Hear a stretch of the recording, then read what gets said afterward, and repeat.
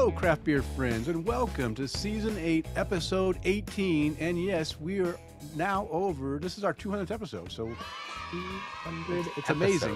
Episode 200 of Tap to Craft Podcast. I am Denny Lewis, coming to you from Boise, Idaho, and my partner in craft, the Dog Whisperer, and my favorite Florida man with the drinking name that never gets old and was derived after a night of extreme drinking, also known as Drinking Eagle from Tampa, Florida, Mr. Chris McKenzie. How you doing tonight, Chris? And of course, what is in your glass? Well, Denny, it's another usual Monday. We're off of work on Mondays, so it's been a day of doing a lot of things. Yesterday, we spread mulch in the front yard, which 50 whole bags, which I'm glad that's done.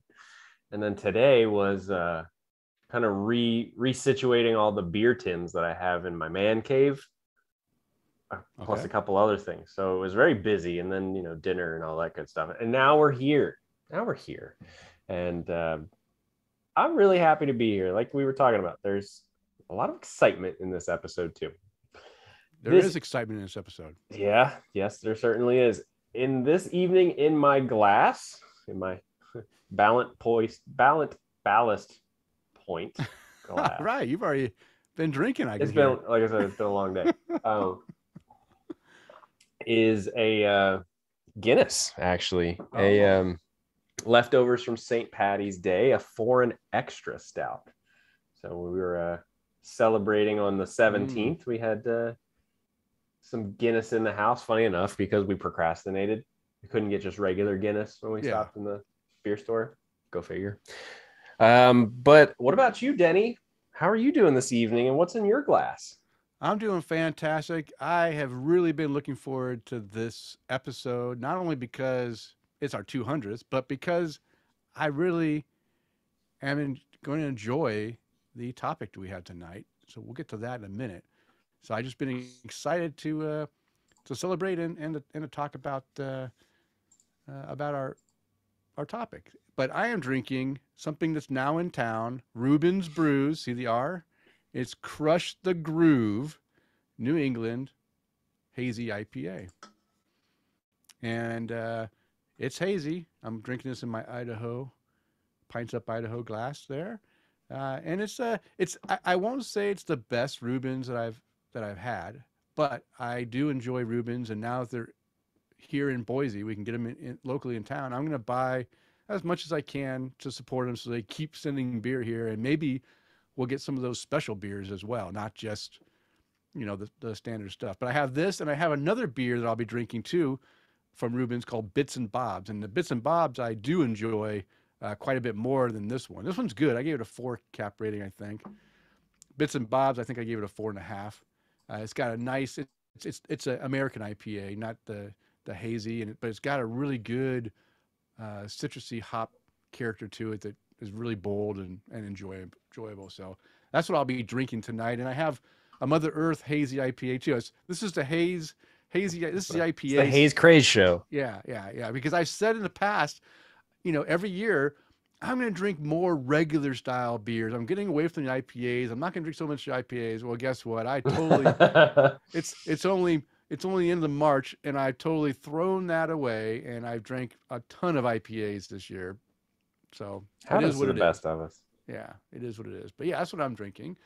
So Chris, let's get this show started. But before we get too far into the show, we always want to let anyone new listening to Tap to Craft Podcast know what we are all about. We are an educational podcast focused on celebrating all things craft beer because we want to assist you, our listener, along in your craft beer journey and adventures.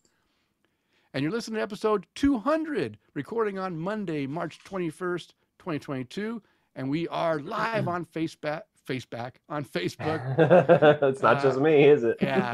Not just, I guess we're all feeling pretty good today. Yeah. But yeah, we're live on Facebook and live on Twitter.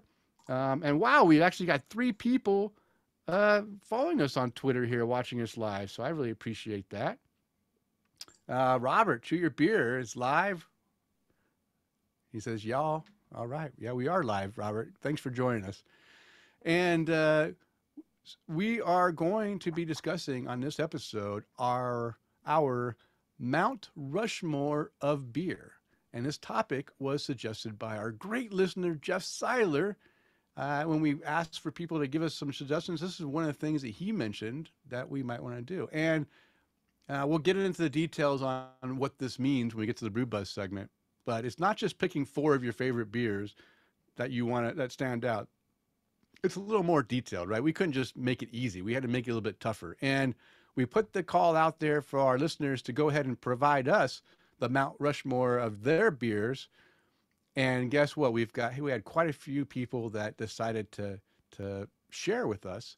And not only in written form, either through Twitter or Facebook or email, but also we have 2 people that did it through voicemail. So our voicemail number is getting some use in this episode. And we do have our first contest with our Frost Buddy. And so we do have some people that entered that contest. We'll be listening to their voicemails as well.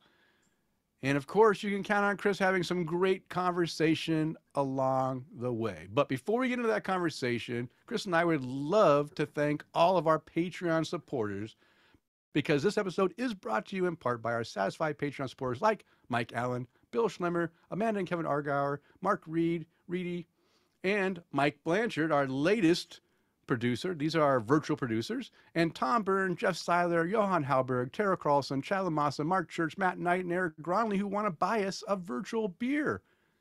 And if you like the content we provide, we invite you to support the show by toasting your hosts or buying us a virtual beer, or even becoming a virtual producer. You can explore the options on our support page by visiting patreon.com/tapthecraft.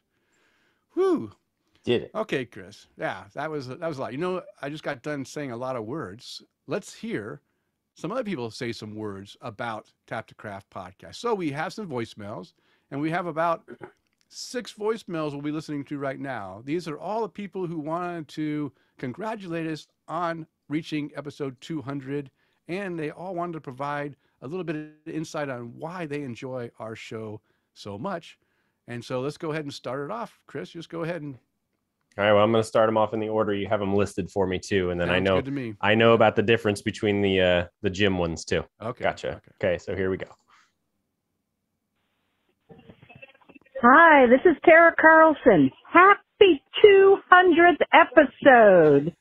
We had saved the last couple of Tap the Craft episodes to listen to as we're going on a beer venture to Delaware, just like in the before times.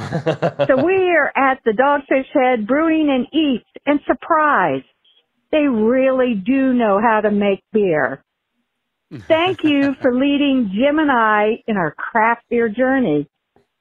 So many beers I would have skipped if I didn't have your guidance. Cheers.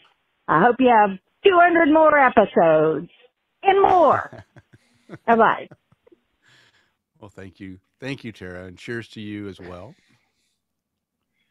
All right, next one on the list. Let's see. We'll get Jim in here too. Hey guys, Jim Kudzall here. Thought I'd give you a shout. It's been a long time, I think, since last time I left the voicemail. But I did want to give you guys congrats on your 200th episode coming up. And maybe even more importantly, make sure I get entered properly in your contest. So smart man. Good job, guys. And just to give you a little idea how we all got started on this, you may have heard some of this before. Tara's the podcast person in the house. And we before COVID, we used to do a lot of road trips, and she wanted something that we could both share. So I think we settled on beer. She decided, well, let's just try beer. That's something we know we both like. She tried a couple other podcasts. I really couldn't get into them. But then she introduced me to episode 3 of Tap the Craft. Good to see. And it just went on from there. So we listened from the beginning, 3, 4, 5. At some point, I went back and filled in 1 and 2 just out of curiosity. But I understand why she started with 3. Hey, I I tried. think it was around episode 110, thereabouts, when you released that we started being concurrent listeners. And then we would go back and backfill with the earlier episodes. But eventually we got caught up. We listened to every single episode that's been put out. So you've been good company on the trip. And we're looking for another 200 episodes to keep us going in the future. So good work. Keep it up. And cheers. Cheers, Jim. Thank you. Cheers, guys. All right. And let's see the next one here. Hi, this is Bill Schlimmer, wanting to wish Denny and Chris a very wonderful 200th podcast anniversary, and hope there will be at least 100 more. And I want to thank both of you for putting out a great podcast. This was the impetus for my checking into my first beer in Asheville on October 28th of 2017. I'd listened to your podcast coming down from Wisconsin, and the next stop before getting to Florida was Asheville, and was turned on to Untapped by you guys and have learned a great deal about beer. Thanks a lot, and best wishes. All right, thank you, Bill. Thank you, Bill. Cheers to you, sir. Thanks for jumping on with us. Let's see. Then we got next on the list is right here. Hey, Denny and Chris, this is Jeff Seiler. I wanted to say congratulations. 200 episodes. That's amazing. You guys did a good job. You've become my favorite craft beer podcast. Why? Because you guys just keep it fun. You can tell the way you guys interact and just how you do the podcast. It just looks like it's fun. So keep doing that. What parts do I love the best? I like the whole format of the show. I think you guys do a great job. I love the brew buzz. I've learned a lot, everything from hop varieties to beer styles. You just keep doing different subjects, and eventually I'll become an expert maybe. My favorite part though is Untapped the Craft. That part is fun. I like to hear what everybody's drinking. I've learned about so many great beers and so many great breweries from this segment. Things like Barbarian, Corporate Ladder, Drecker, Jim Dandy, Magnanimous, Mad Swede. I would have never known about these breweries until you guys started talking about them. So if anytime I see any of those, I'm going to grab them. So one other thing, that is the most clever name I've ever heard for a segment. Untapped the Craft. Whoever came up with that is brilliant. He's a freaking genius. Give that person a raise. Seriously, you guys are doing a great job. And maybe in about 4 years, we can do this again for 300 episodes.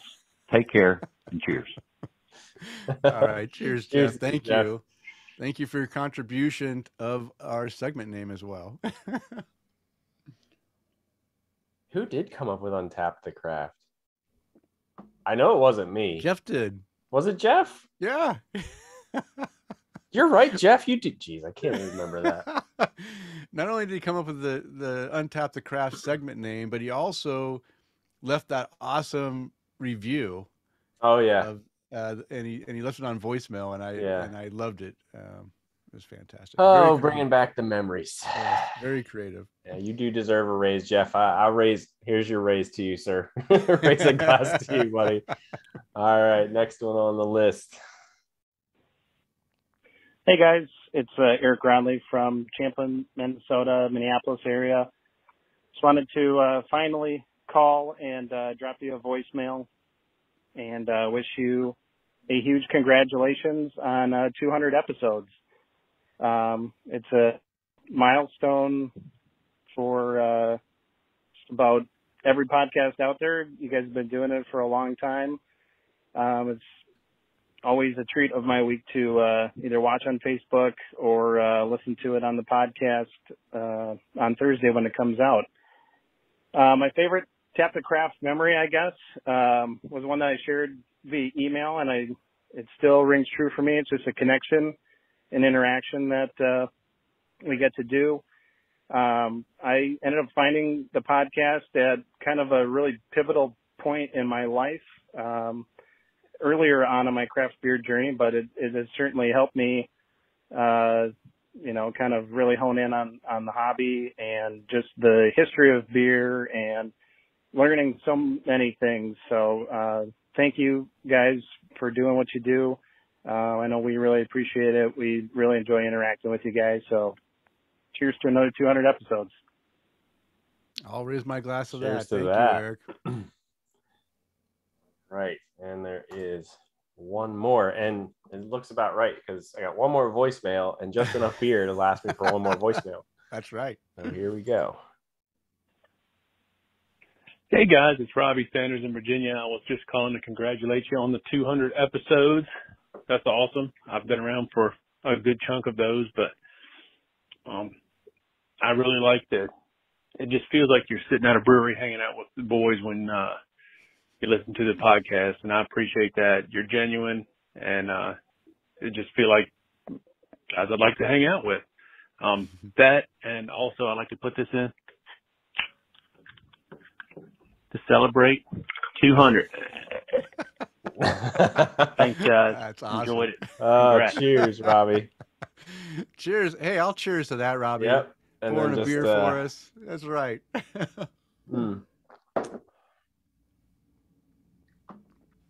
Wow. Okay. So I want to thank everyone who did take the time to send in your voicemails and congratulate us and, mention all those things that keep you listening.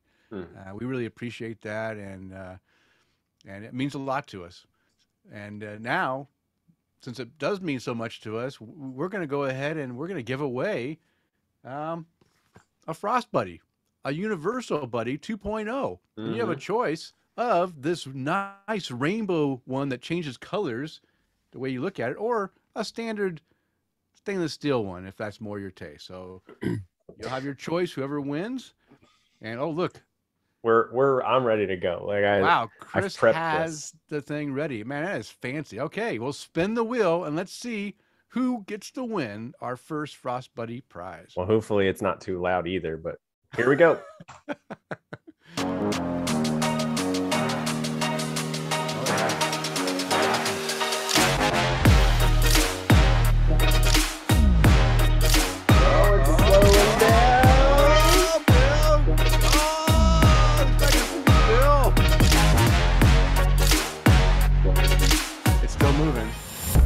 Bill Schlemmer. Bill Schlemmer. Oh my goodness!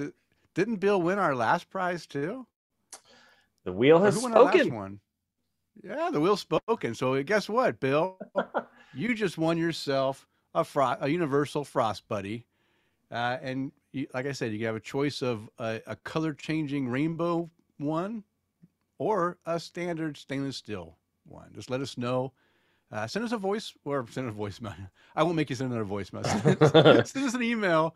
Let us know which one you want and where you want us to send it, just in case you're no longer at the same. Well, actually, we didn't send anything to the address because we sent a gift card, right? That's correct. Yeah, we sent something to his email. So yeah, so send us your address, and we will send you a prize.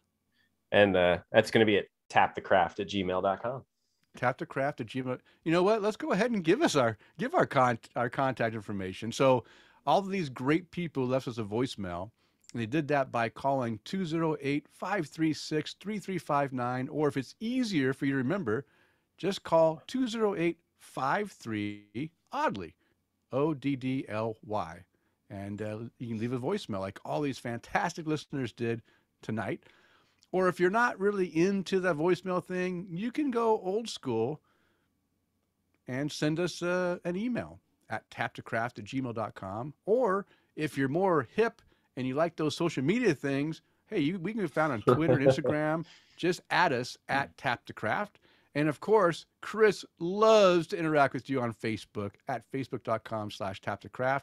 And we do have a Tap to Craft podcast website at tapthecraft.com. So go visit there as well. Tara wants to know if the drawing was rigged. Someone sounds bitter. Yeah, well, hey, you watched it live. We did. I mean, Yeah. I don't know. Did you have you didn't have a finger on that wheel, did you, Chris? I mean, this What is was that? about as rigged as politics. So it tells you about how clean and clear this one is. No, Tara, unfortunately, it wasn't rigged. It's just the wheel has spoken. Yeah, it's totally random. I think. Is it the random? It is prize totally wheel? random. Yeah. You watched it happen. I typed the names We in. watched it. Yeah, we watched it happen. Yeah. Okay. All right. Well, let's continue this conversation because now it is time to untap the craft and see what our listeners are drinking according to Untapped. It seems like people have been doing a fair amount of drinking today. They knew, because they know 200 was coming up. They wanted to make sure they were on the show. A fair amount of people, but mine's the first one to check in the last 24 hours. I was drinking an Irish Curse by Hourglass Brewing at Gasparilla Pizzeria and Growlers. It's a great beer while waiting on a pizza to be made. 3 3/4 caps for that rating. Okay. John W.C. is drinking a Pushing Hazies by Saucy Brewworks at Lovely Peppery and Gifts, which I don't think that's where he was drinking it, but you might check in like I do.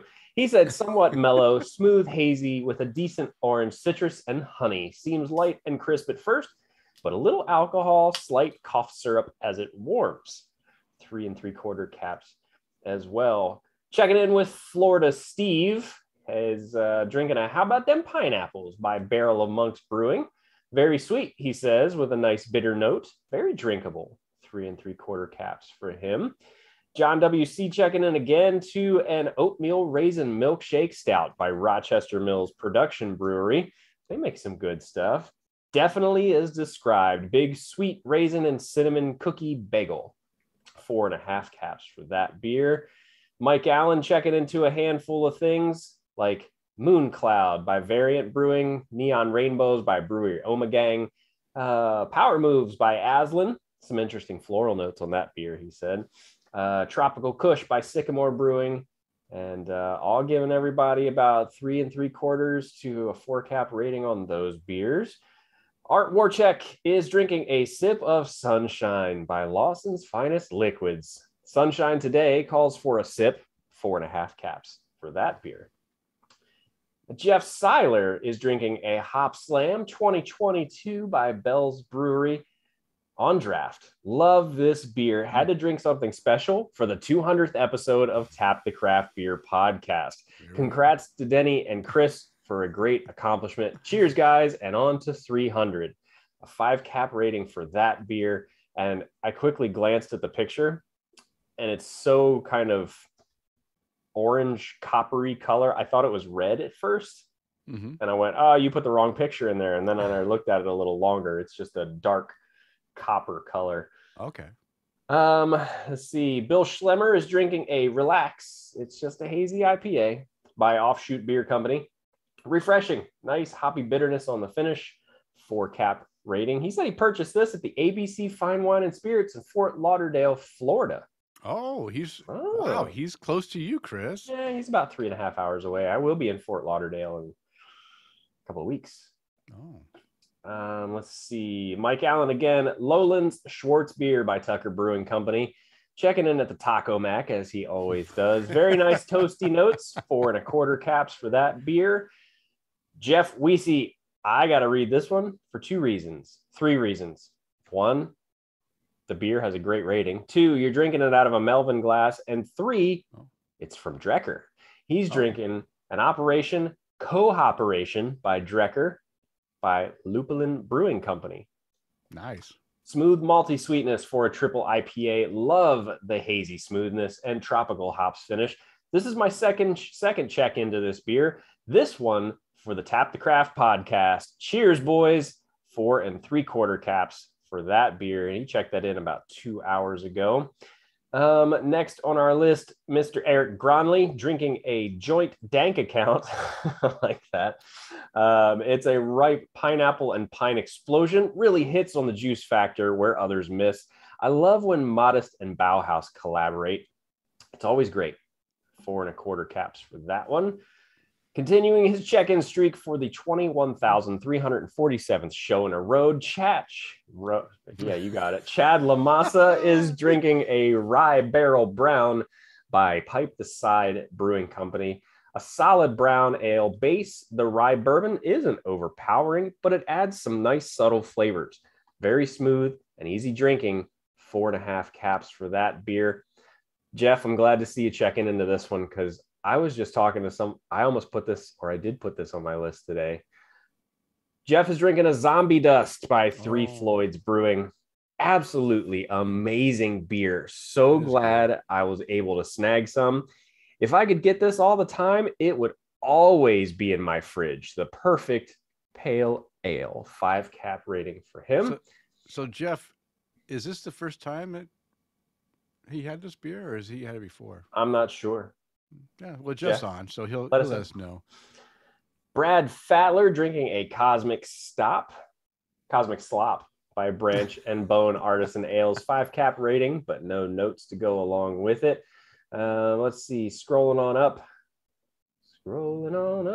Tara Carlson is drinking a Field Notes by Flying Dog Brewery. Just got back from grocery shopping, but you cannot listen to the 200th episode of Tap the Craft podcast without a beer. Maryland hops developed by the University of Maryland. 4 cap rating for this beer. I love that label too, Tara. That would be one that I'd definitely try to peel off that bottle and put on a magnet. And we are going to refresh. John W.C. drinking a Gumball Head by Three Floyds. Bright lemon and grassy light weedy. Not sure on the age, but would love to try fresh. And that's what everybody's drinking tonight. Well, that's some good beers right there. And we did have a few people that were drinking in celebration of episode 200. So I appreciate that. So I'm drinking, here's the Reuben's Bits and Bobs. He said he had the first Zombie Dust a week ago. A week ago, okay. Yeah. And I mentioned it's been I've had this on hold. I had a 6-pack and I think I drank all but one, and I saved it because I wanted to have it on the show. And I mentioned I forgot this one is a different type of. You can definitely see it's not hazy, right? It's an American regular IPA. Mm-hmm. But I forgot that this is the one that has got some vegetal hop character and like grassy and oniony. Grassy, dank, oniony, a little bit oniony and dank, but not. I think it's off-putting to people that aren't, that weren't expecting it, right? You're not used to having American IPA that has those characters, and sometimes it can be a little bit off-putting. I did share this with my buddy Alex when he was here, Alex Fuchs from Israel. Mm-hmm. And I don't know if he appreciated it as much as I did. I really liked it because after drinking so many hazies and citrusy, tropical, fruity ones, it was it's refreshing to drink one that has a different hop character. And even though that hop character may be, like kind of, I don't want to, it sounds off-putting when you say oniony, but it is kind of that type of character, right? But I think it's really well done, and I like this beer quite a bit. So I just want to make that comment to my Untapped the Craft because I didn't have an entry. That's okay. That's okay. And one thing I want to do too, Denny, just because I just happen to have a variety of different beers and beer containers in my cooler this evening. I'd like to show people what we were just talking about. Right? The Frost Buddy, okay. The Frost Buddy, right? Let's do a. So let's see. We've got. I can't go any further down, but I've got a 12-ounce can. I've got a 16-ounce can, and I've got a 12-ounce bottle. Okay. Okay. So we're gonna start off with the 12-ounce can. So we've got let's see, some Deth by Raspberries from Revolution Brewing. Yeah, you fancy pants. Megan brought me back a bunch of those beers. So good wife. I know. So there that is in our Frost Buddy there. I feel like I'm at DQ, right? Yeah. We'll thought out. Yeah. All right. Okay. So now put that bottle in. Okay. So then we got this Sly Rye Porter by Yazoo Brewing. So the bottle goes in there. Nice, nice. That one's nice and snug in there too. Oh, nice. Then we get this guy out. We take our little insert out. I always like that noise. And then we got this 16-ounce can, some Hoppin frog. Oh yeah, look at that. Frosted frog, barrel-aged frosted frog. Look at how universal that is. 3 different sizes. Now, if only if you had a White Claw to throw in there, it'd be like we do out in the full fridge. Don't get it. It's not worth good. it. Thank you. I appreciate you not making me go do that. But water bottles, like 20-ounce bottles of soda fitted. I mean, I'm amazed. I just am amazed.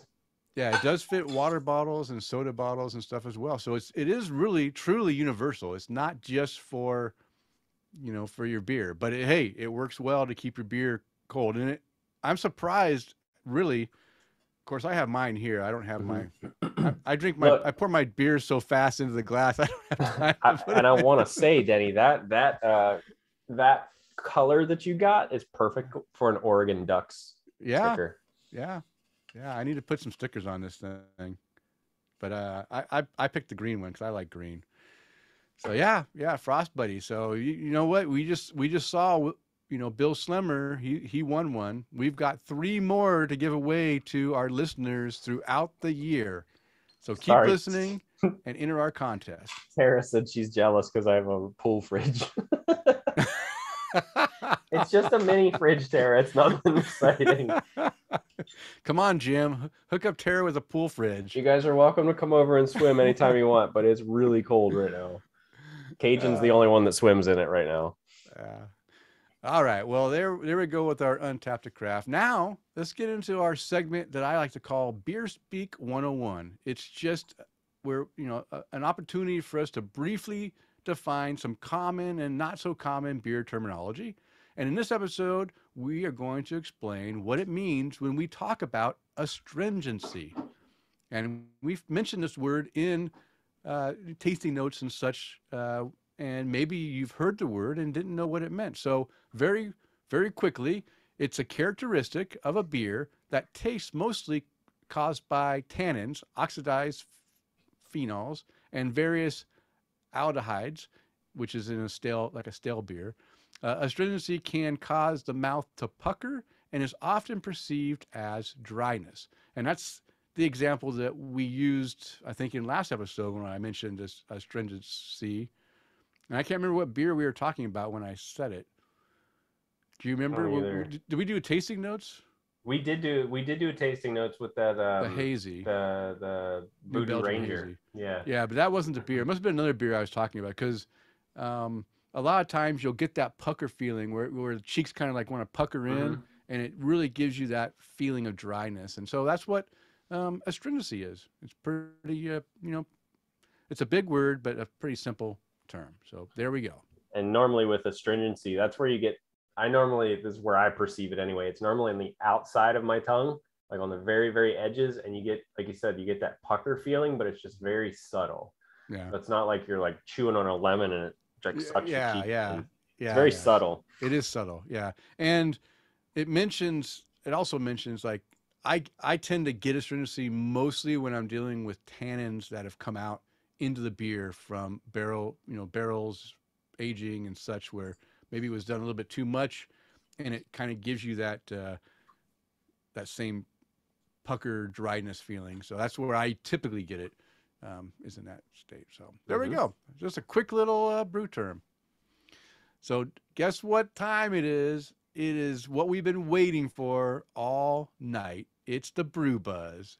And the Brew Buzz is devoted to discussing various beer-related topics. And this week, as we already mentioned earlier, we will be talking about our Mount Rushmore of beer. Now, maybe most of our American listeners, they understand what we mean by when we say Mount Rushmore. But guess what? We don't just have American listeners. We have listeners all over the world, and maybe they're not familiar with what Mount Rushmore is. And maybe even some of our listeners in the States don't really understand what Mount Rushmore is, except for a sculpture into a side of a granite mountain cliff or whatever. So I'm going to explain exactly what Mount Rushmore is, what it means, and how we are going to be describing the 4 beers that we would like to put on our Mount Rushmore of beer. And then once Chris and I talk about ours, we're going to talk about our listeners who participated in explaining their Mount Rushmore of beers as well. So Mount Rushmore National Memorial is centered on a colossal sculpture carved into the granite face of Mount Rushmore in the Black Hills near Keystone, South Dakota. The sculptor, Gutzon Borglum, created the sculpture's design and oversaw the project's execution from 1927 to 1941 with the help of his son, Lincoln Borglum. The sculpture features the 60-foot heads of Presidents George Washington, Thomas Jefferson, Theodore Roosevelt, and Abraham Lincoln, as recommended by, and these were as recommended by the artist himself, Borglum.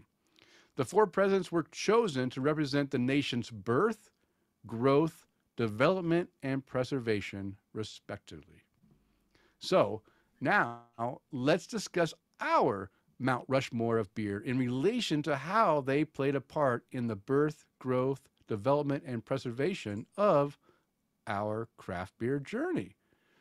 And you know, from day one of Tap to Craft, I've talked about craft beer journeys. It's very, I don't know. I love talking about craft beer journeys. I love seeing how people's journeys develop. And I think Mount Rushmore, since it kind of talks about a journey, I think is perfect to put these categories into how we pick 4 of our favorite beers that we would want to be represented in such a type of sculpture.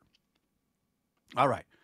So how I kind of define these as related to birth is your birth is either your epiphany beer, the beer that was like the spark that lit your life up and showed you the way away from, you know, the yellow fizzy domestic lagers that were available at the time, and the popular big beer brands, or the beer where you discovered the enjoyment of drinking beer, whether it's craft beer or just drinking beer in general. It doesn't have to necessarily be craft. Your birth beer might be something that you really enjoyed and got you into beer away from something else. So that's where birth is.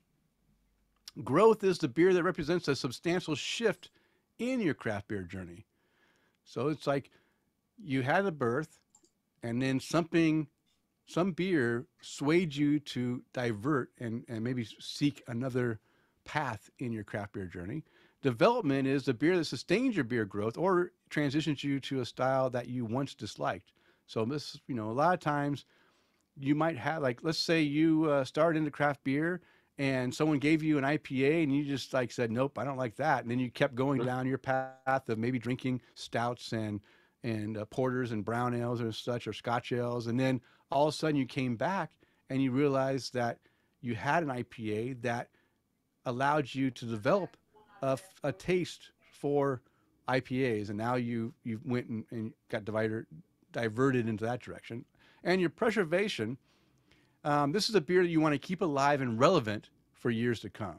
So you want to preserve this, and that's how I put this out to everyone, and how I wanted Chris and I to talk about our beers, Mount Rushmore beer. So Chris, I've just got done talking. I'm going to let you go first. Okay. So why don't you go ahead and mention what each of these are, and when you mention it, go ahead and talk about you know, why you chose this beer. Okay. So there were a handful of beers that could have fit into a lot of these categories. And I had to go back through my untapped check-ins and go, okay, were there beers that I just checked into a ton of different times? Or were there beers that I remember specifically that were memorable in a transition in one of these 4 stages? So that's kind of the route that I went with them. My birth beer, I had to put in Left Hand Nitro Milk Stout, because I remember up till that point, getting beer, especially if I was getting a lager, like I almost put Sam Adams, just Boston lager in here. Yeah. It just wasn't, I wouldn't taste it and go, oh wow, I can really taste that this is malty. And then you got the different, it was just like, I don't really like it. I had to start off a little sweet. Okay. And the nitro in this one, cut back on some of those that bitterness from the darker malts. And I remember specifically buying a 6-pack of it, taking it to my buddy Matt's house for like a housewarming or something like that, and drinking 5 of the 6 bottles and going, oh my gosh, I've almost drank an entire 6-pack. This has never happened before. I've never done this, because I wasn't really into the yellow fizzy beers. I didn't like them. And I had to transition kind of backwards into craft beer. I didn't like beer, period. Yeah. And had to start finding stuff. So that one was going to be my birth beer. Okay. Jay Moore said that the Left Hand Nitro Stout is his favorite. Okay. My growth beer would have been Against the Grain's Brown Note. Because the artwork? The artwork? No, actually, I had this one on draft at the local grocery store where my buddy Art Warcheck works. And this was given to me as I bought it because of the name. Brown Note. Okay, let's try it out. Wasn't really too big into brown ales at the time, but I remember tasting it and going, oh, this is one of those ones where, hey, if you haven't found the right one of a certain style, you just need to try more of them. Mm-hmm. So this was one of the brown ales that I tried that started turning me towards, hey, brown ales can be really good, and then sit and kind of dissect those flavors and enjoy them and take the time to have a sip on them, and you get some roastiness and some nuttiness and that kind of thing. So that one turned me towards kind of growth in appreciating different styles that I might have not enjoyed in the past. Yeah. A development beer, it's got to have to be an IPA. Alpine Brewing's Hoppy Birthday. Oh. And this was also given to me at that grocery store. Thanks, Art. You buy some awesome beer, man. And this one was in the beginnings of not only Untapped, but me starting to spread out into other different beer styles. I was always just kind of, IPAs just aren't really good. I could never appreciate them. And I had this one, and I had Nelson from Alpine Brewing as well, that stood out to me and made me want to try more of them, more IPAs, right? Just being able to take that time to, again, dissect the flavors and go, okay, well, I get some piney resin flavors out of this, or I get some tropical flavors, or I get some, whether it's grassy or whatever, being able to just sit and enjoy the beer for what it is. So that one definitely pushed me towards being able to try a lot of different, not only IPAs, because I'm like you, Denny, I was IPA'd out, and then 6 months ago, I was like, okay, I'll get back into them. And then as far as a preservation beer, I've really fallen pretty hard for Cigar City's Maduro Brown Ale. I love that beer. Super simple, just really good. Malty, a little sweet. You get some coffee notes in there, some vanilla notes in there. And it's just a good, super solid brown ale that, well, it's getting to the point where most of us in the continental United States can get it, but just a really good beer. If I see it, if we're out at dinner and I know that's not a really good beer selection somewhere, that's always a good fail safe for me. But again, just preserving the fact that transitioning to other beer styles, that one's an easy one to transition to, a brown ale. Yeah. Right. And it's a beer and a style that I would like to see stay around and, be relevant for, longer than it has been now, because I know it's been a pretty solid style, and I know Maduro's been around ever since I've been in Florida and longer. So I was pretty excited about him. Yeah. No, great preservation style, because brown ales are ones that it could be a lost style, right? It's not that, a lot of breweries they don't find excitement in a brown ale. And I think that the beer you chose is a good representation of a type of brown ale that can be something more powerful than just lightly semi-sweet, easy drinking. You know, maybe it might have some hops and make it a little bitter. You know, brown ale. So yeah, great choice for the preservation for sure. Yeah. And you know what? Maybe we need to pick this beer as one we do for our tasting notes. Can you because get it? I can get this in town as well. Okay. Anytime you want. I'll do tasting notes with that one anytime. Yeah. No, I love this beer. Yeah, I get this all the time as well. This is one I recommend to other people that want to try the style. That, you know, that I enjoy it, and I think they could enjoy it as well. Yeah.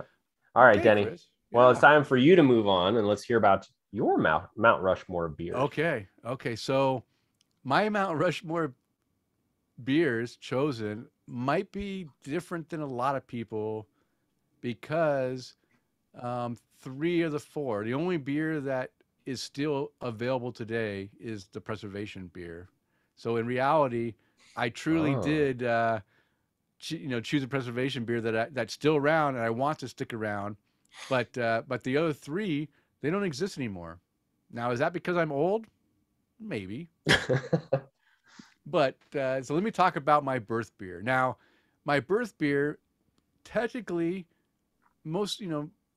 probably is not considered craft beer, which is okay. I didn't say it had to be craft beer, but it's a beer that played a significant role in my enjoyment of beer.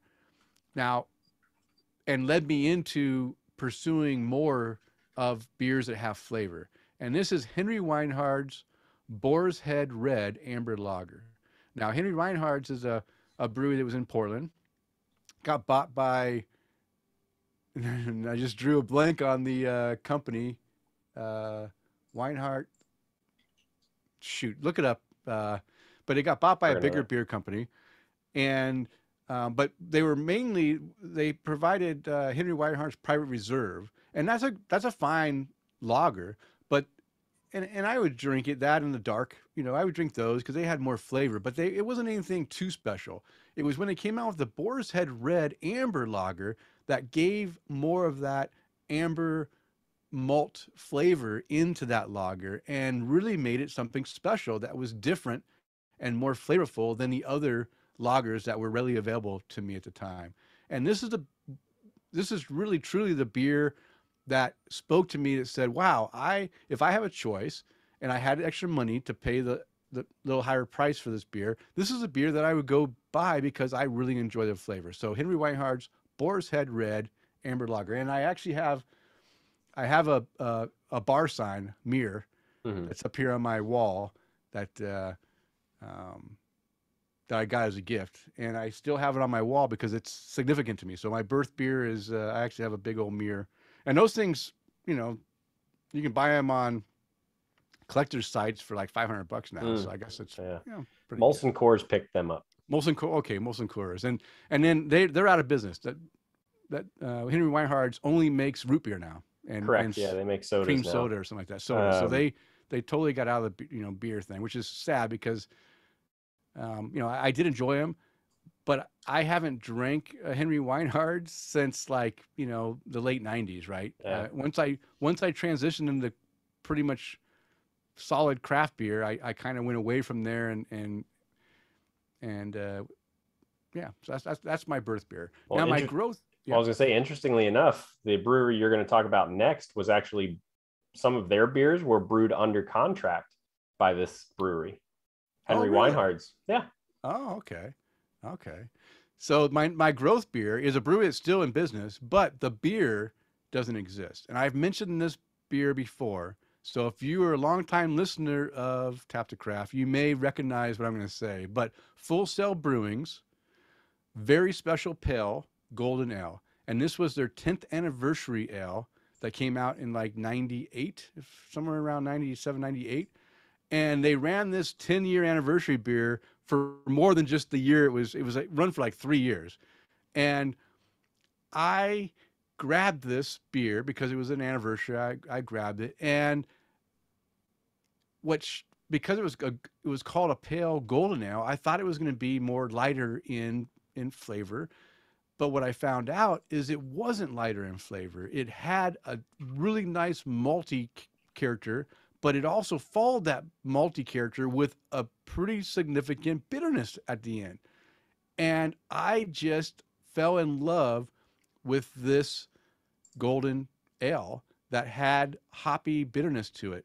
And this was like my introduction to enjoying bitter beers. Now, I had Red Hook's ESB, and I kind of enjoyed the ESB back in the late 90s, mid 90s, late 90s, but it was a bit more bitter and not as flavorful as this beer was. And this one I fell in love with, and I bought this beer like continually for as long as it was available. I just kept buying 6-pack after 6-pack after 6-pack because it was so good, and it opened my eyes up to bitter beers beers that have bitterness can be enjoyable.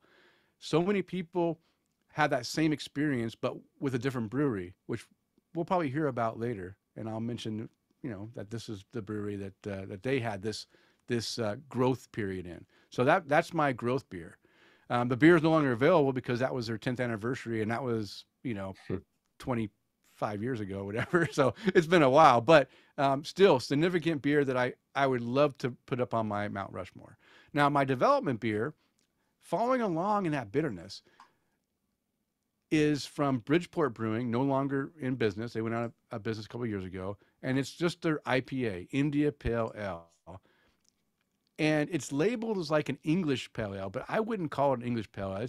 It's pretty much, it does have some English hints to it, but it pretty much is just like a solid bitter IPA. Just, throw in those American hops and bitter it up and make it as bitter as possible. And it was really good. And I drank this beer. This is when I got into my growth stage where I just drank IPAs for about 10 years, 8 to 10 years. I didn't drink any other beers but IPAs, and this is the beer that I would drink the most with my buddy Sean. And so this would be my development beer. It showed me that I moved away from drinking brown ales, lagers, blondes and pales and hefeweizens, and went into to strictly drinking IPAs and every IPA I could find, and even going into strong ales from there. It helped me go in and drink Arrogant Bastard, right? And I fell in love with that because that beer was harsh with its flavors and its bitterness, and it just kind of it helped me develop that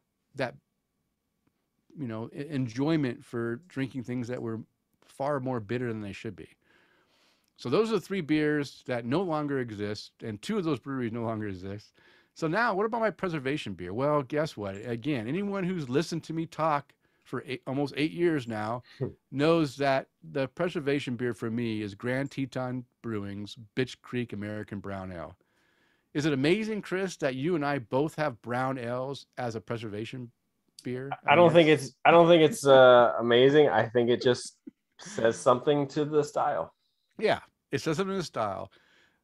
I like all kinds of brown ales. Why is this brown ale the one I want to preserve? Because this is it's a solid American brown ale. I would almost call it a brown IPA. Again, because I was so into bitterness things, when I saw a brown ale that was different from those nut browns that were everywhere, it was an American brown that had that maltiness up front, had those characters of toffee in there, which I really love, but then finished off with a solid bitterness that just like made me enjoy it. It wasn't super flavorful. It just had subtle flavors up front with a bitter finish. And it's a beer that I still, if I see it on the shelves, I just grab a 6-pack and throw it in the cart and I'll enjoy it. And it's a beer that I hope can be around for a long time. And it has won many medals in GABF. So it is a solid beer, and I hope it does last forever. So those are my Mount Rushmore of beers. So Chris, let's get on to our listeners and see what they had to say about their beer. So why don't you go ahead and start with Jeff Seiler? So I will start with Jeff's. We also had, he got his in. I just added Mike Allen's. Mike, thank you for checking in, even though you're late to the party, buddy. I got yours updated on our notes too. So Jeff Seiler, we're going to start with yours, sir. He says, here's my Mount Rushmore beers. My birth, Genesee Cream Ale. This was the local beer I could afford. It's tasty and easy drinking. Great gateway beer. Funny enough, cream ale was what I was also thinking about putting in my preservation as well. Yeah. I would say that Genesee cream ale might be a lot of people's birth beer. Yeah. Know. Which it's such a simple beer. And again, we're leaning on that beer flavored beer again. Because like you said, nobody really does anything. Oh, nobody's really excited about a brown ale, but or a cream ale, but they get excited about the 14% barrel aged Imperial stout with coconut, peanut butter, marshmallow fluff, and strawberries or whatever in it. Growth beer for Jeff, Mad River Jamaica Red, the first craft beer that made me say, wow, beer can be different and delicious. Yeah, I've had that beer. Yeah, I've had that beer. Yeah, before Untapped. I've had that beer a long time ago. Development beer, Great Divide Titan IPA. It's a good choice. I truly hated IPAs early on. Like most people. Spoken like true beer people. This beer woke up my taste buds to hoppy bitterness. I loved it. And preservation, I have two. Bell's Hop Slam and Goose Island Bourbon County Brand Stout. These are the first two beers to absolutely blow my mind. They are two of my absolute favorite craft beers. So that is a point that when people experience something that truly is awe-inspiring, right? That it's memorable. And when you have those memorable moments, you want those to be able to last forever. You want to be able to recreate those.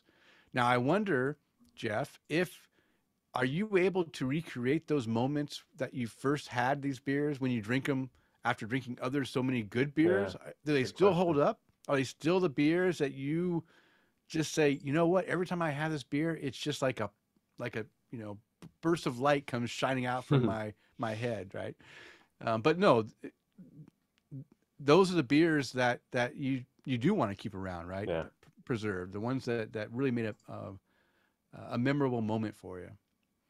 Okay, I'll read Tara's comments here. She says, my nominations for Mount Beermore. You know what? I didn't even think about Beermore. Right? I should have. Come on, man. What's wrong with me? I should have just had Tara do this segment. Mount Beermore are all drafts. Beer is best local and fresh. So her birth beer is Lord Nelson's Blood from Lord Nelson's Brewery in Sydney, Australia. I spent a week exploring Sydney during the day while Jim was teaching a class. Often, a visit to the pub rounded out the afternoon. It was from this brew I learned that beer is so much more than just a beverage to drink pizza with. Or to drink with pizza. Yeah. So that is funny because for me, beer and pizza were the same, right? And so often when I was younger, we would go to a pizza place and we'd order pitchers of whatever American, lager was available, cheap or whatever. And we would just sit there and drink pitchers of this beer while we ate pizza. But I think that's okay because a lot of times when you're eating something like pizza, for one thing, it's a comfort, right? You eat it, you want something quick, easy to drink while you can get it down, and you're talking and you're about paying attention, and before you know it, you've got 5 pitchers gone and a whole extra large giant pizza. So no, I think a lot of people would relate to your epiphany moment when you realize that beer is a lot more than just something that helps you get your pizza down. Okay, growth. Up in the Air number 2 from Bolton Landing Brewery in Bolton Landing, New York. It's near Lake George. New England IPAs were just starting to explode, and this one was so perfect. I had to join Untapped so I could give it a 5 cap rating. I was already a Tap the Craft listener, so I immediately friended Denny Luce, and that is when I really became a member of the cult.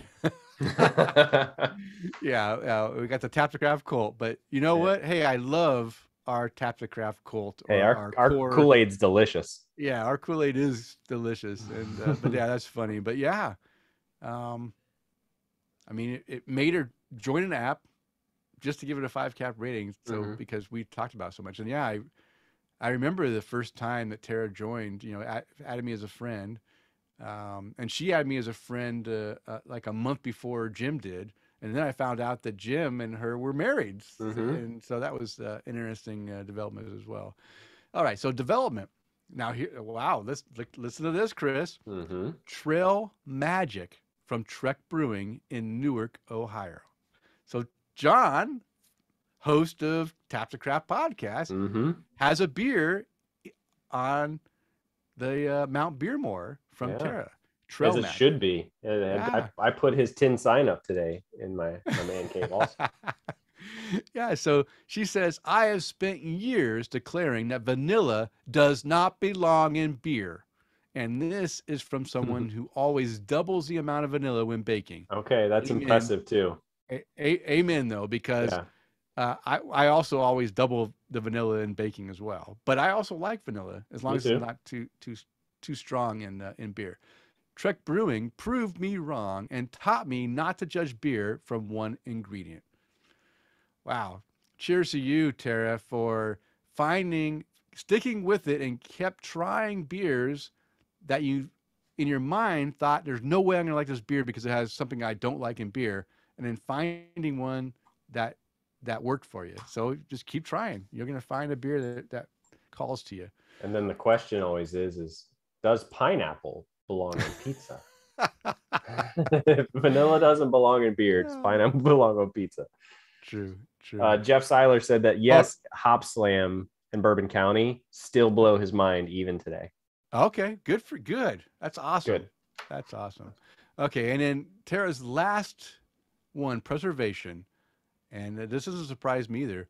Pilsner Urquell from Polinsky, Pradraj in Prague, Czech Republic. I still dream about this beer, and I'm still seeking a Pilsner in the U.S. that comes close.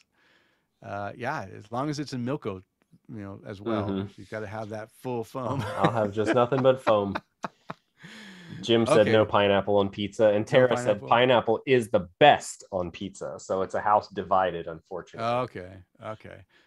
So I'll let you read the next one, but let me give some lead into this. So Jeremy Jones, he is one of the members of a podcast here locally in the Boise area called It's All Beer, and he saw my post on Twitter and he responded back, and we had a conversation back and forth. So I put together the tweets into something that's got a little bit of details, but doesn't, it's not all detailed. And again, we had a conversation on Twitter, and I didn't want to, make it too long, but you can kind of see in his birth, growth, development, and preservation, how he grew and how these worked. But in the growth, he did add some more comments that kind of explain, what the beer is, because I wasn't familiar with the beer and the brewery, and some of his impressions of the beer from that brewery that he later understands were totally BS.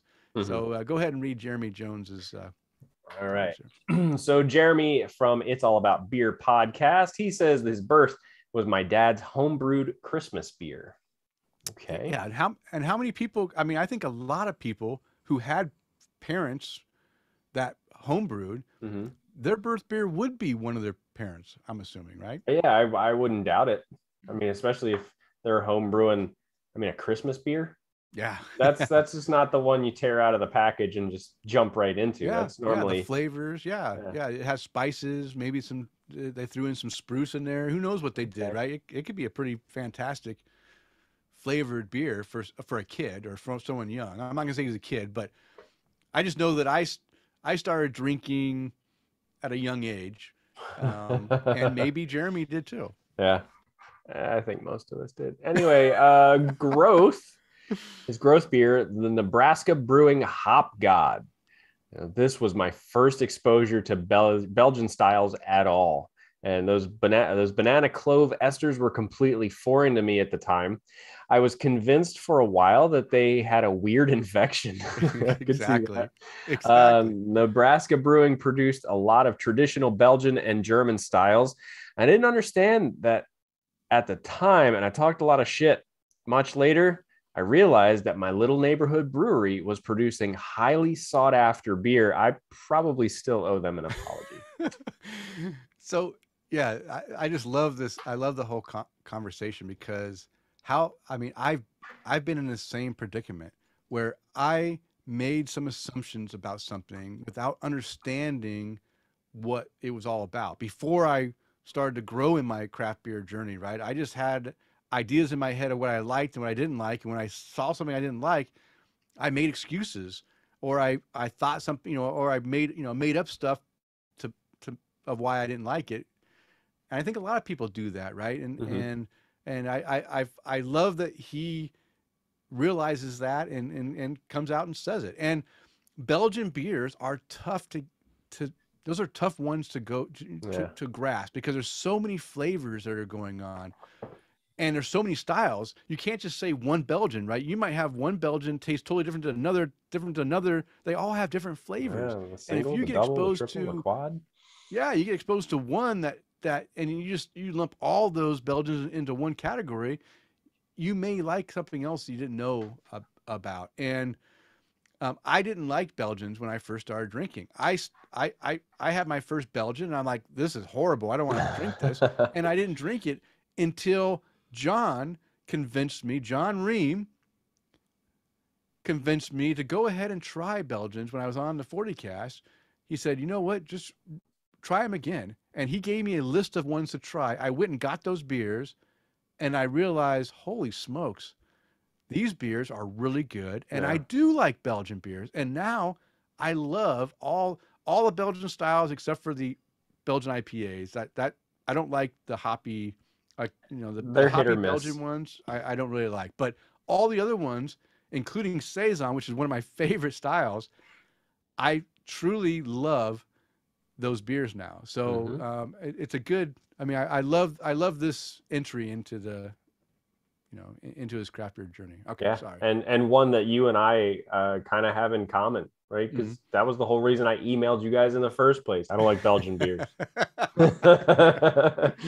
And then funny enough, John's Saison is the only Saison that I actually really enjoy. Yeah. So it's good. Yeah, it's a good Saison. I mean, we had it on the show, and you said that when we had it on the show, and I loved it. I mean, I love Saisons, and and even someone who loves Saisons, I loved his as well. So I mean, it's very nice. So we're having a pineapple and pizza debate in in the live stream. I'm getting kind of hungry. Just gonna let you know. And then Jeff Seiler said, "Belgians take time. I hated Victory's Golden Monkey at first. Now I love it." Oh, Golden Monkey is so good. That one you can get?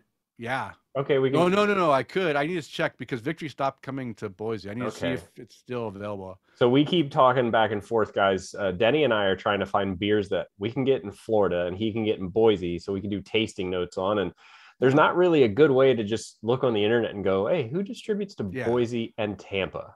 Yeah. So if you guys know of any, let us know, because I didn't know Maduro made it all the way out to you, which is great. So let's see. His development beer is going to be Stone Ruination. All right. Great beer. Yep. And then I have to wait. One quick thing. I won't talk too long. No, you're good. For big IPAs, Stone Ruination at the time that it was popular was one of the best big double IPAs you can get, right?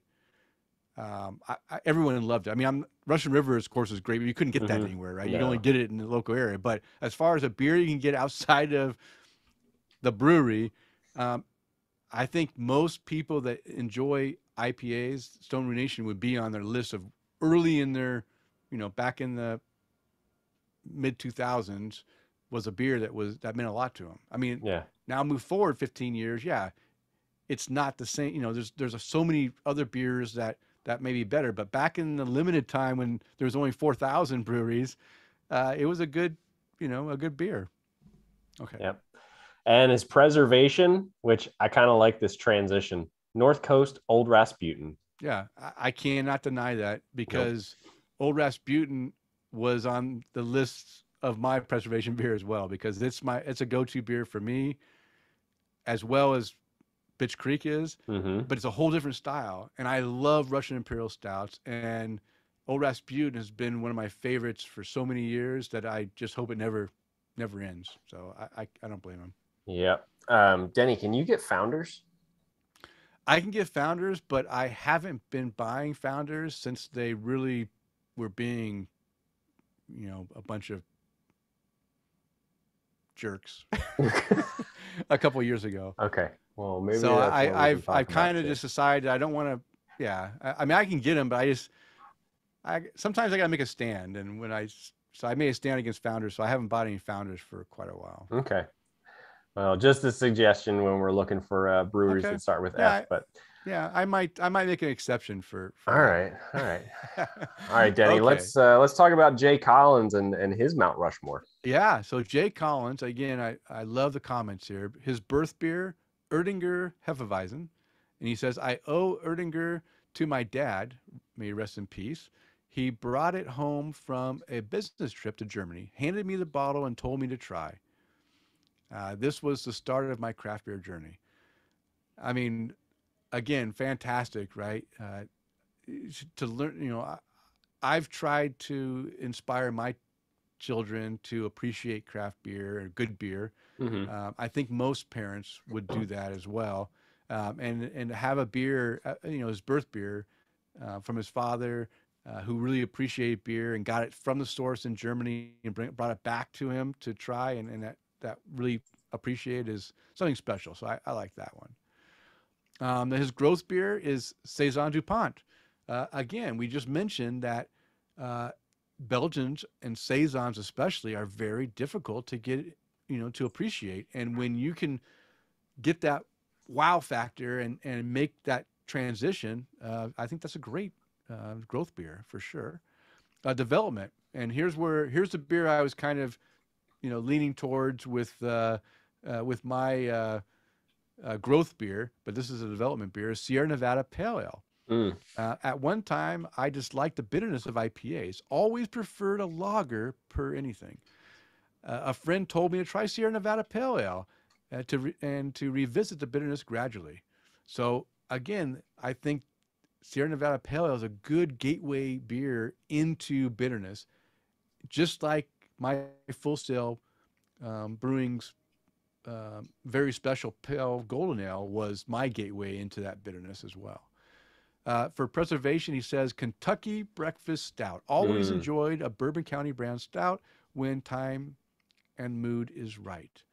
And he said that this took some time to think about, this Mount Rushmore list. Yeah. There's been so many beers that have contributed to my journey. Rhinegeist Truth, which I've had that one, that's a good beer, brought me back to the standard West Coast IPA. Just a darn good IPA day in and day out. Everyday lager choice is Foothills beer. Torch, always consistent, plus a local North Carolina brewery. So yeah, I think everyone will agree. If I had to ask everyone if this was easy to do, I think everyone would say it's tough, because if you stick to the one beer per category, there's a lot of beers that play into each of those categories.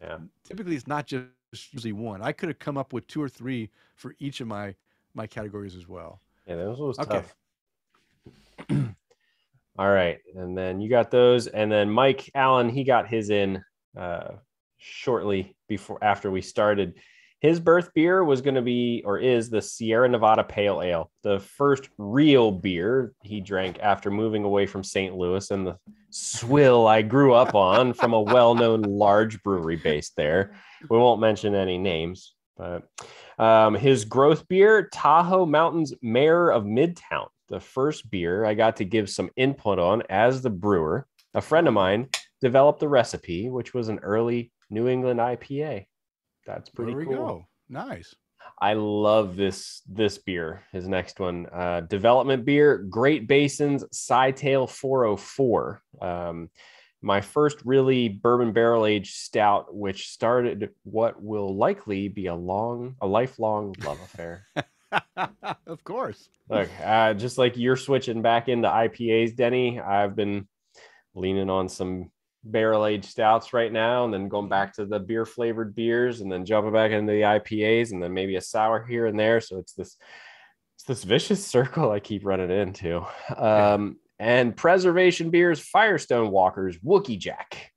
Seems that black IPAs are few and far between these days, but it's a style I really enjoy and hope it doesn't fade into obscurity. Denny, he's hitting your heartstrings here, man. He knows he is. And I know. I love Wookie Jack. And I didn't get the remake version last year that came out. I'm so sad it didn't come to my area. So, Wookie Jack is fantastic. And I'm also glad to see that I thought the black IPAs were dead, but they made a resurgence during COVID. Yeah.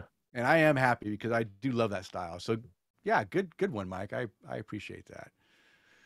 Okay, I don't want to drag on our show too long. We're at 1:15. Let's go ahead and play the voicemails. We had two of our listeners. They didn't feel like, you know what, we told them, hey, it's easier just to talk, right? Just send us a voicemail and just chat away. They took us to heart. They left us voicemails talking about their Mount Rushmore beer. So go ahead and play Jim Kudzall's. He has 3 of these, so we're going to listen to each one. All right. And get through this thing.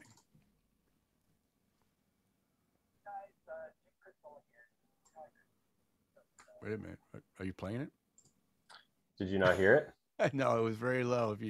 Everything was good before when you had it going. So yeah, I haven't changed anything, but it's weird because this one that we have labeled number 1 is what I just started playing. Come here, audio.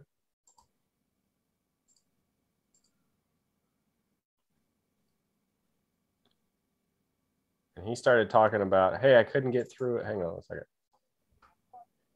Okay, that's not the start. Did you hear that at all? No. Oh, man, come on. Why is it all gotta be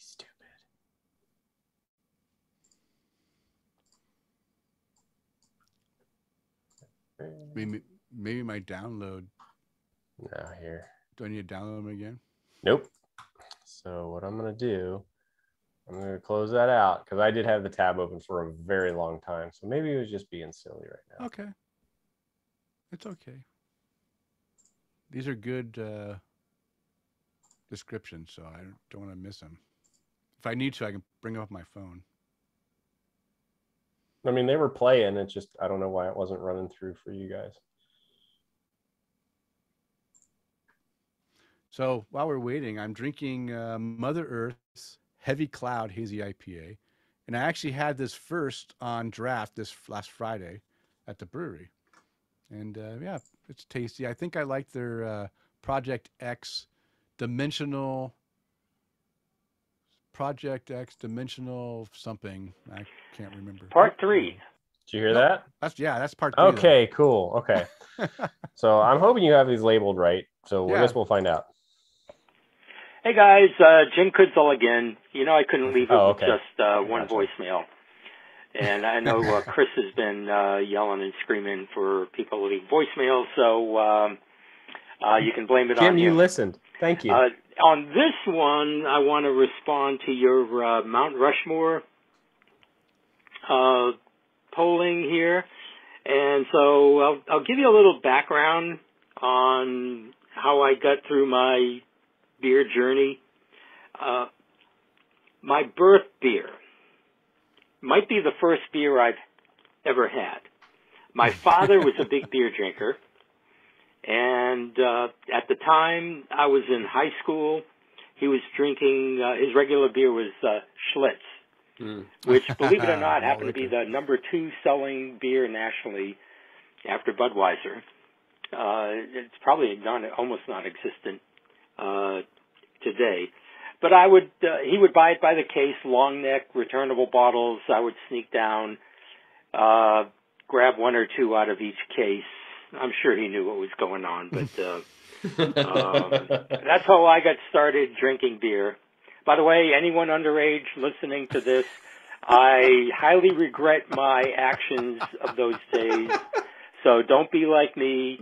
Don't try this at home. You'll feel much better when you're an adult. Wise words to live by. My beer journey after that, I think I mentioned several times that my first IPA was in the 70s, 1974, as a senior in college.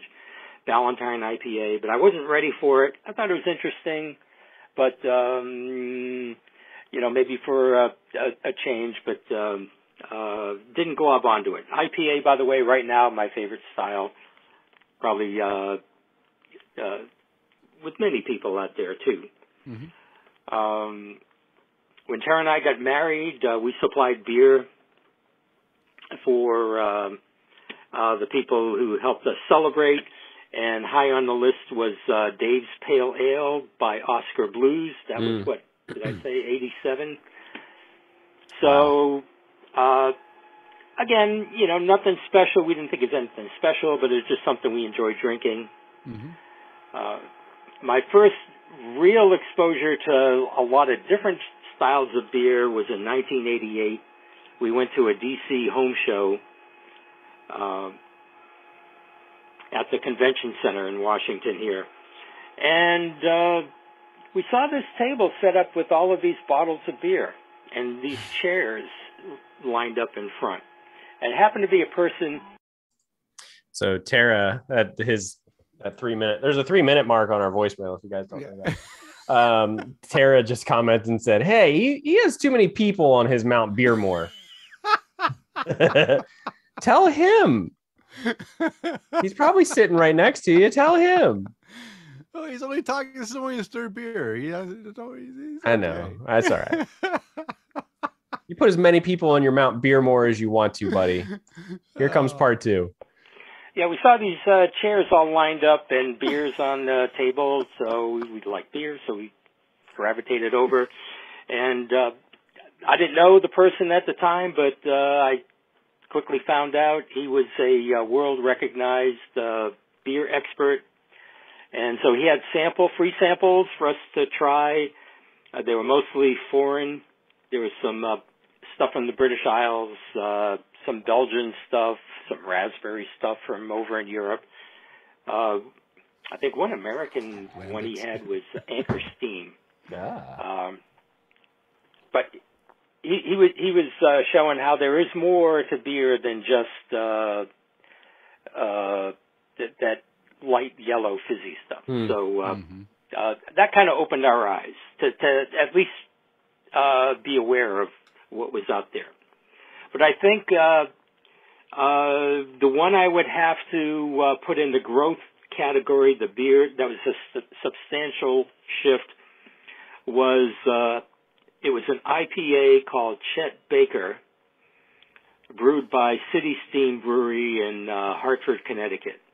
I was there on detail for a job in Hartford for a week, and the hotel I was staying at on the main street had the brewery attached to the building.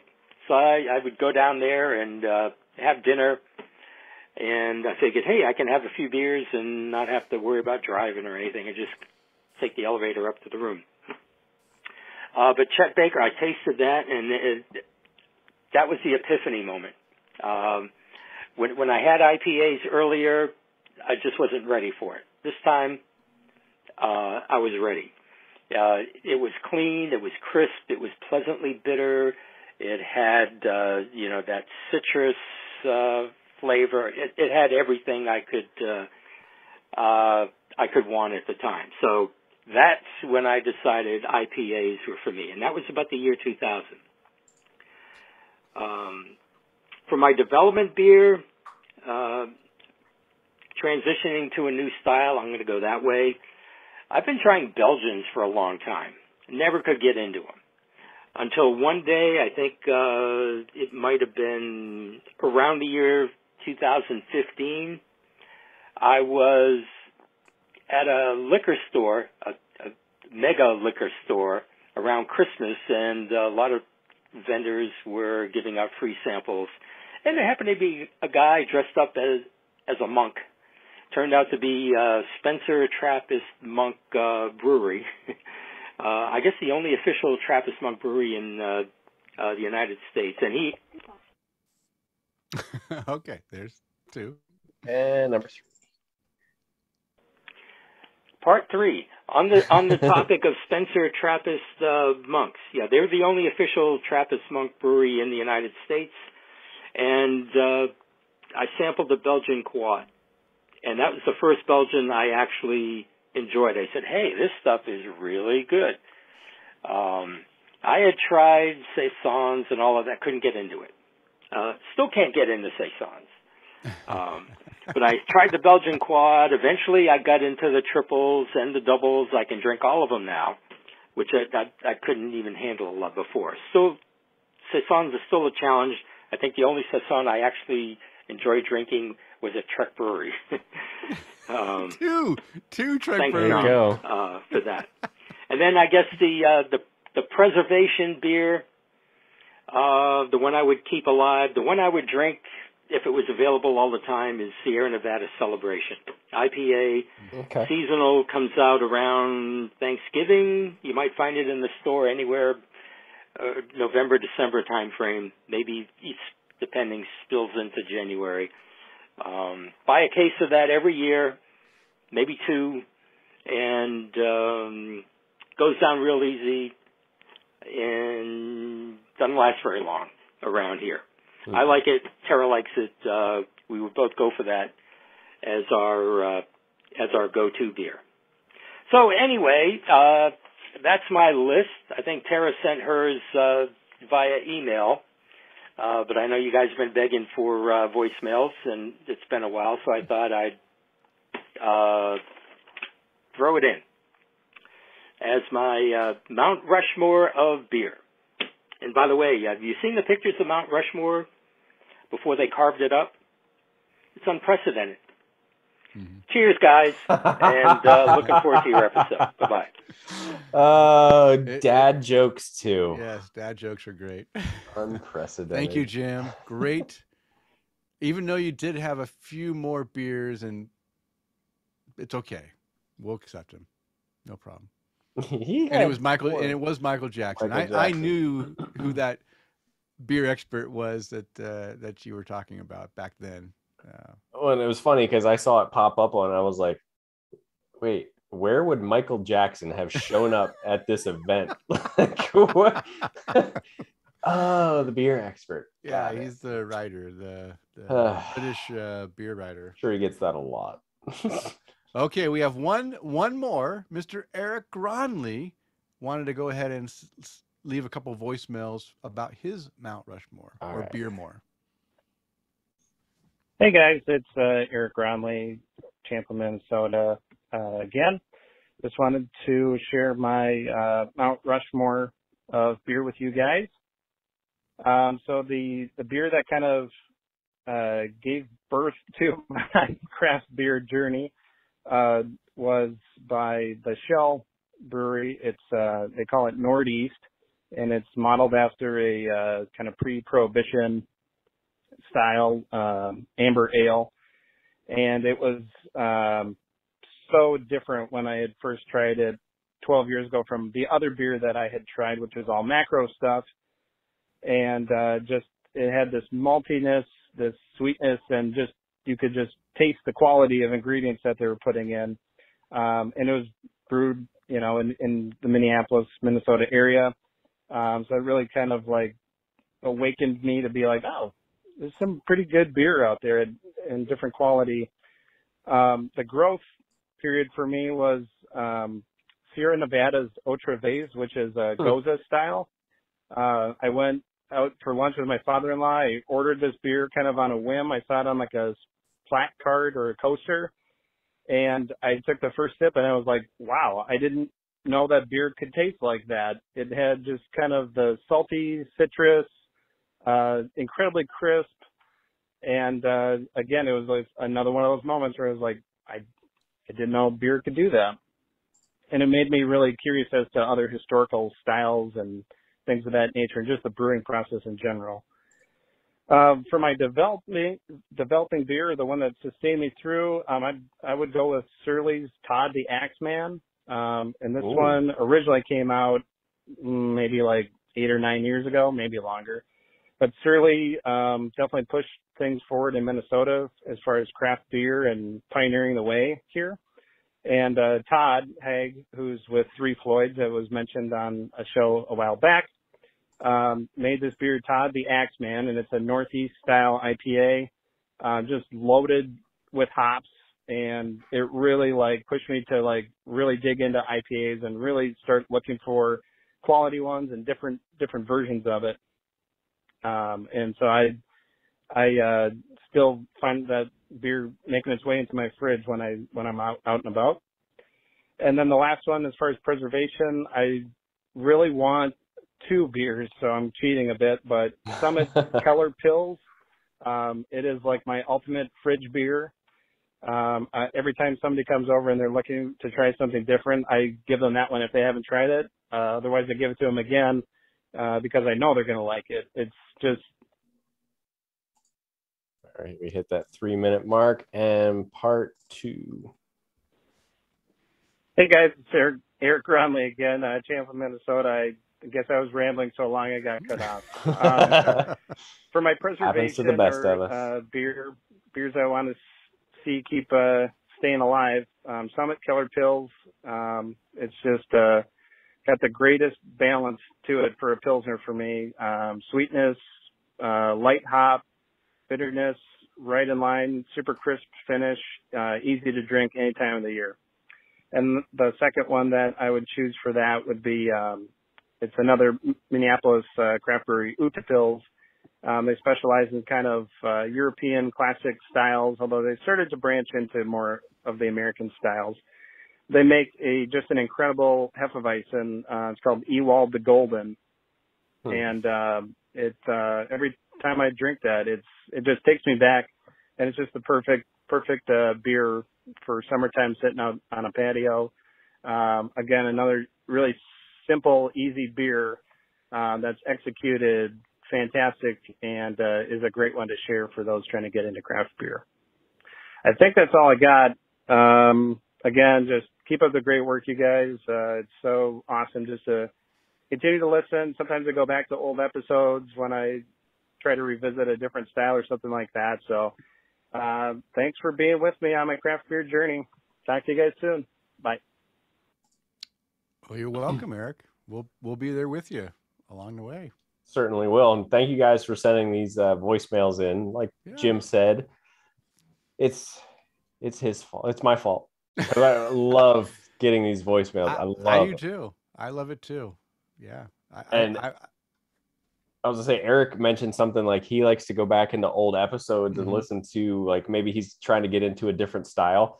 And I love that as kind of a reference to go back to, but I also love it too if you get into it and you go, wow, this was only 2-3 years ago, and it's amazing how the beer landscape has changed, or the style may have changed, or the popularity of the style may have changed, and just how, even in whether it's 12, 24, 36 months, things can change so dramatically.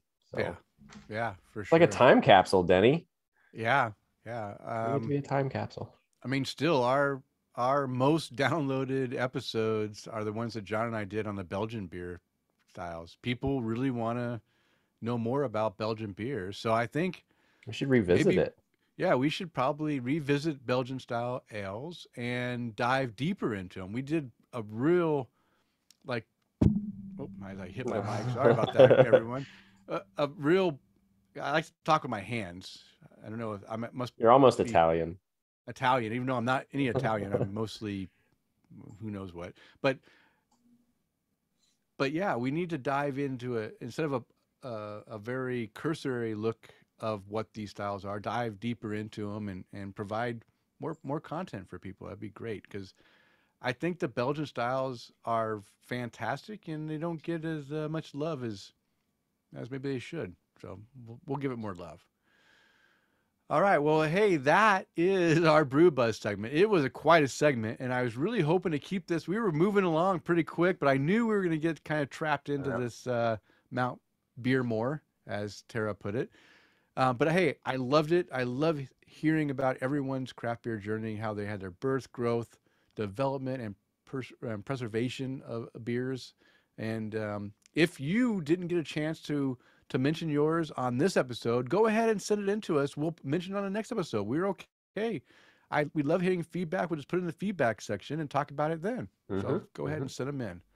Okay, Chris, we left out the new and noteworthy beer last episode because we were in a hurry to get done. You know what? It's episode 200. We can go a little bit long. Okay, let's go ahead and get through the new and noteworthy. We only have a few. So, Chris, why don't you go ahead and talk about your new and noteworthy beers for this episode? Yeah, so I actually added to these because this is last ones and the last couple of weeks. So the first one on my list is from Rhinegeist out of Cincinnati, Ohio. It's called Barrel Aged Ink. And this one, I do remember sitting down to watch a Tampa Bay Lightning hockey game while sipping on this beer. And it was just a simple bourbon barrel aged Imperial Stout. Nothing crazy, no adjuncts, just barrel aged stout.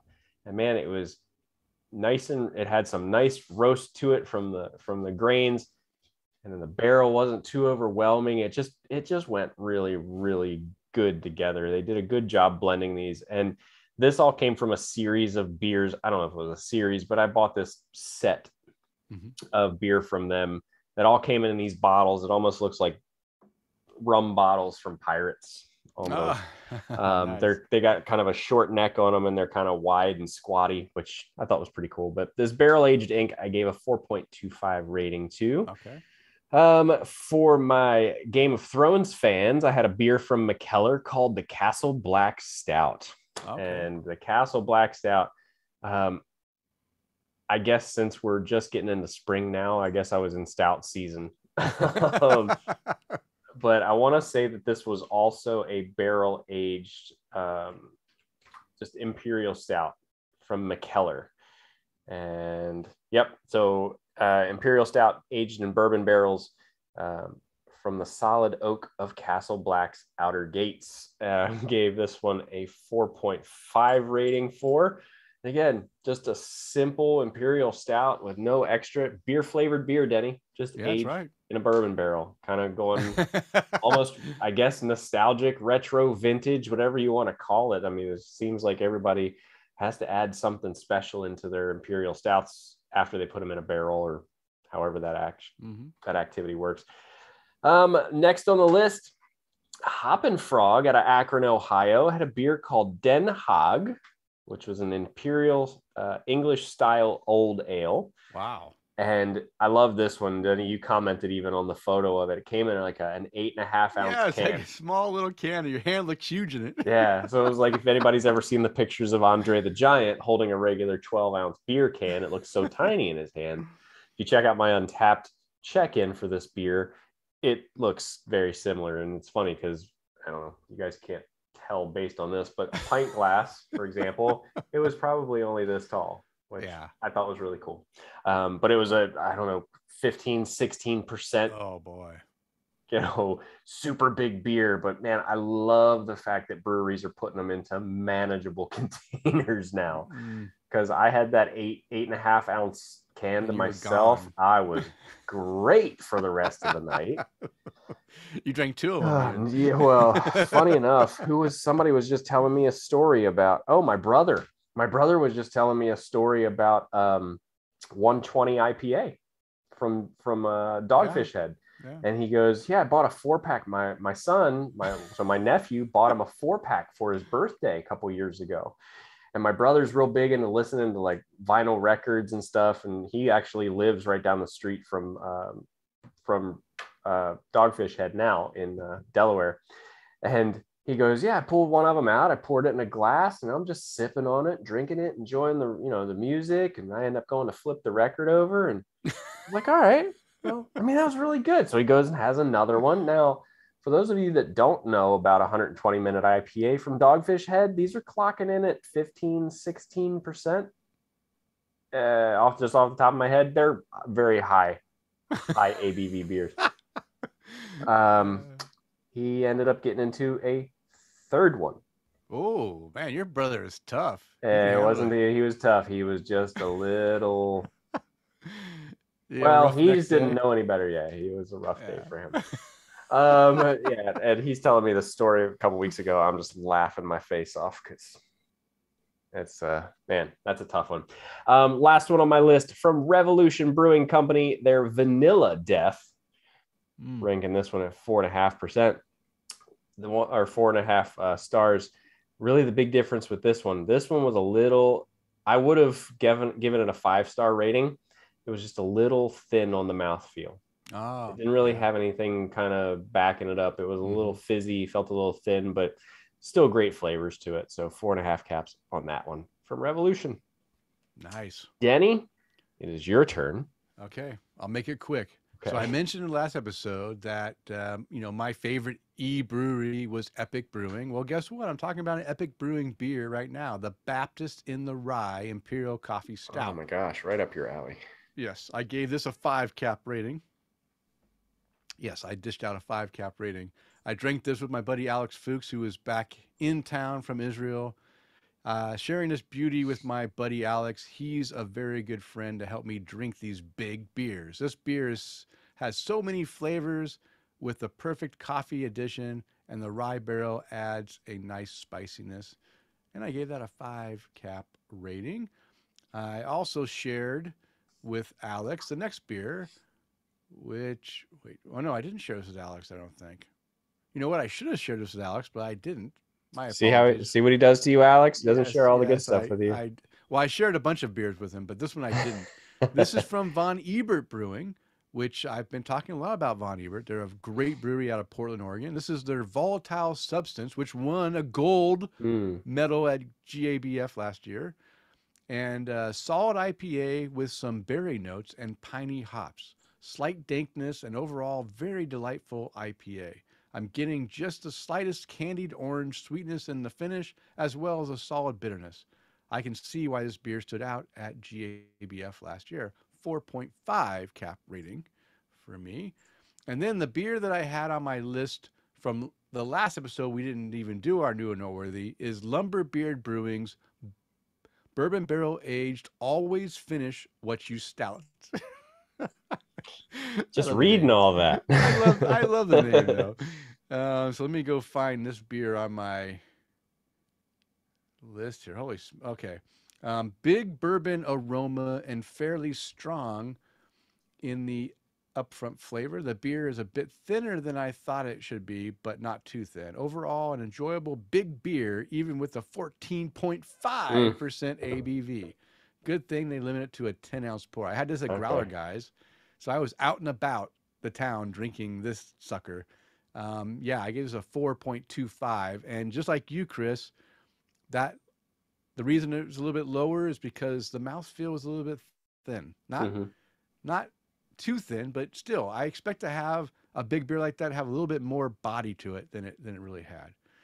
Then the next beer I'm going to talk about is from my buddy Alex. He brought this from Israel, and the breweries are from England. So he muled this beer from Israel that came to Israel from England to Boise, and it's called Boise Brown American Brown Ale. You have to have it. Tell me the can or bottle is on your wall right now. Oh gosh, where did I put it? You lost it. Alex, he's failing you again. He doesn't share good things with you, and then it's right here. It's right here. He brought it to me. I know. I'm just drawing a blank of where I put the damn thing. It should be right here. Yeah, you know what? Unprepared once again. Look, I put you on the spot for that one. I did save the can because I can't. How could I not save the can when it's called Boise Brown? Oh, yeah. And this is a collaboration between Thornbridge Brewery and Rivington Brewing in England. So I said an English brewed beer purchased in Israel and brought to Boise to be drank with the name of Boise Brown. And it's a brown ale, which I really enjoy. Thanks, Alex. It's awesome. Beautiful color, caramel malt, American bitterness. And this was an American brown ale with that bitterness finish, which I really enjoyed. And I gave this a 4.25 rating as well. And then that was last beer. There you go. I went through it quick. I did it.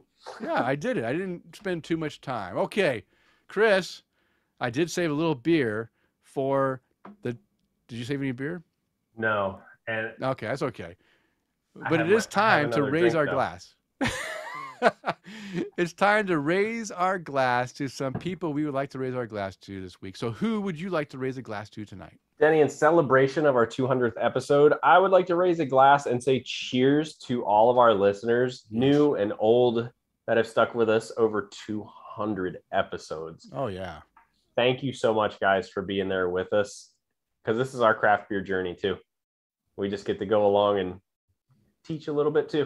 So, you know it. Cheers. So thank you guys very much for joining along with us. Denny, who would you like to raise a glass to? Okay, I have a few. I'll go really quick. First, our Patreon toast tonight goes to Kevin and Amanda. Wow, Argauer. Too much beer. Argauer. Thank you for your support. We really appreciate it. And I also want to raise my glass in remembrance of their pooch, Riddick. Yeah. Just before we went on air tonight, they did announce that they had to put Riddick down. He did have cancer, and they didn't want him to suffer. Really sad for your loss, Kevin and Amanda. Cheers to Riddick, and to may he, have a lot of romping and fun in the afterlife. Run across that rainbow bridge, buddy. That's right. That's right. I also want to raise my glass to Matt and Lauren from the Hop Geeks News podcast, where I guest hosted on the 17th, St. Patty's Day. They sent out a post saying, hey, has anyone gone and visited the Guinness Brewery in Ireland? I said, yeah, I was there a couple of years ago. And they said, hey, would you like to come on and talk about your experience when you were in Ireland visiting the brewery? And I said, of course, I could talk. You know me, I could talk about anything. So I spurred the moment with no notice. I jumped on their podcast, and we had a great time chatting about St. Patrick's Day tradition, and I talked about my experience at the Guinness Brewery in Ireland. So thank you for having me on, and check out the Hops Geek News podcast. They do a fantastic show. It talks about geeky things, comic books, movies, Star Wars, all kinds of geeky things, and they throw a little beer in there as well. Very enjoyable. And if you go and check out the episode 101, I think that's what it is. That's the show I'm on with talking about St. Patrick's Day.